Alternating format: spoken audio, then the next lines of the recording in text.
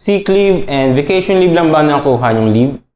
Let's check if you're entitled to these different leave types that should be given by your employers. Not optional but should be. This is different leave types that should be earned by the employees.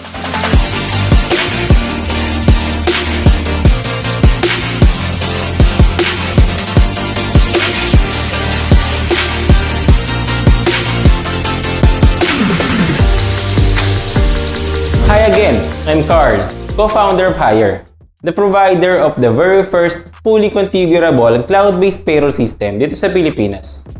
Due to demand and very curious about Philippine law regarding leave types, i-explain ko sa inyo one by one and the conditions para maging entitled kayo sa leave benefits na approve ng DOLE. First is the SIL or Service Incentive Leave. 5 paid service incentive leave per year is required. Ibig sabihin, dapat magkakaroon kayo nito once naka 1 year na kayo sa company.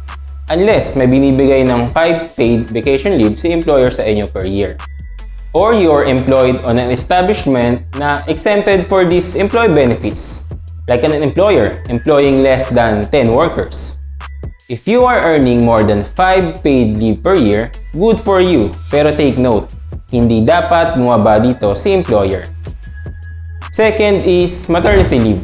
Nagkaroon ng expanded maternity leave under RA number 11210, increasing maternity leave to 105 days. These should be paid. Of course, para sa mga female workers lang.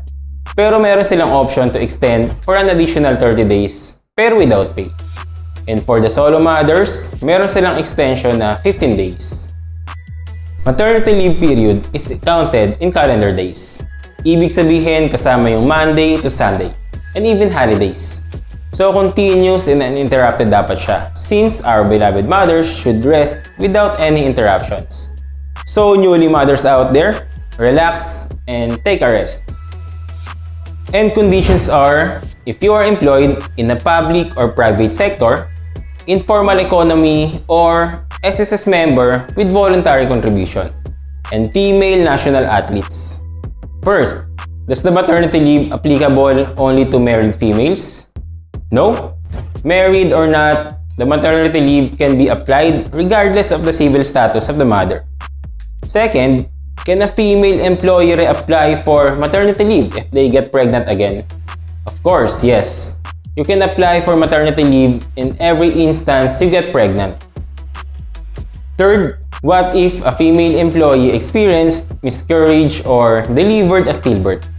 You can still avail maternity leave and you will be entitled to 60 days paid maternity leave.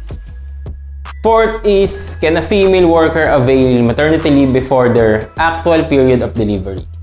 Yes, a female employee can avail of maternity leave of not more than 45 days prior to her delivery date for prenatal care purposes.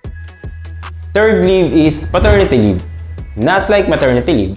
Paternity leave is just paid 7 days and for every married male employees only. And the simpler conditions, if your legitimate spouse had a childbirth or any miscarriage. Fourth leave is solo parent leave. In addition to leave privileges under existing laws, parental leave of 7 days every year shall be granted to any solo parent employees who has rendered service at least 1 year. Conditions are, first, yung mga babae na nagkaroon ng anak dahil victim sila ng rape or any other crimes against chastity. Kahit di convicted yung offender. Basta yung mother yung nag-aalaga and nagpapalaki sa anak niya. Second, yung mga parents na namatayan ng asawa. Third, yung mga parents na nakulong yung asawa or nagsaserve ng sentence for at least 1 year. Fourth is yung mga parents na physically or mentally incapacitated yung mga asawa nila. Basta, certified by public medical practitioners. Fifth, yung mga parents na legally separated sa asawa, basta sila yung entrusted ng custody ng mga anak nila.